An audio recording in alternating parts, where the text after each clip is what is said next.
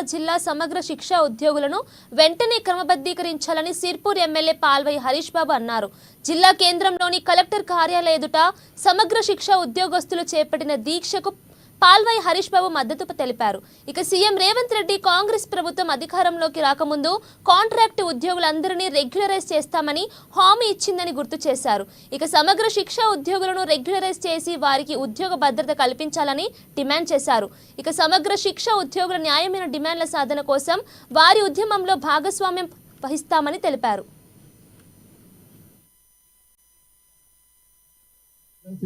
Congress party మేనిఫెస్టోలో కూడా contract ఉద్యోగస్తులందరినీ regularise చేస్తామని హామీ ఇవ్వడం జరిగింది. ఆ హామీని ఈ సందర్భంగా వారికి గుర్తు చేయదలుచుకున్నాం. రాబోయే రోజుల్లో వీరు చేపట్టే ఉద్యమ పంతాకు మేము తప్పకుండా మద్దతు తెలుపుతాం.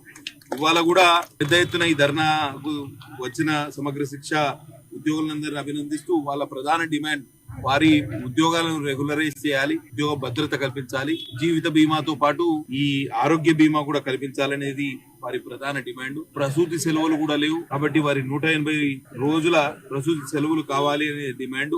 రిటైర్మెంట్ తర్వాత ఇవాళ మొత్తంగా ఇవాళ నలుగురు సమగ్ర శిక్షలో రిటైర్ అయితే ఇంకా మిగతా అటెండర్స్, వాచ్మెన్ వాళ్ళందరూ రిటైర్ అయితే కనీసం వారికి రిటైర్మెంట్ బెనిఫిట్స్ అనేవి లేకుండా చేసింది ప్రభుత్వం.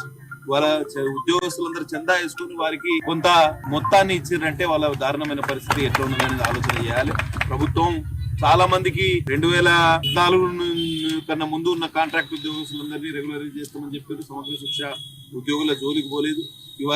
ఇవాళ కస్తూర్బా గాంధీ బాలికా విద్యాలయాలు రాష్ట్ర వ్యాప్తంగా నడుస్తున్నాయి. 475 అంటే అవి కేవలం సమగ్ర శిక్ష ఉద్యోగుల కృషి వల్లనే. ఇవాళ వారిని నిలువు దోపిడీ చేస్తుందా ప్రభుత్వం లేకపోతే శ్రమ దోపిడీ చేస్తుందా అనేది ఒకసారి ఆలోచన చేయాలి.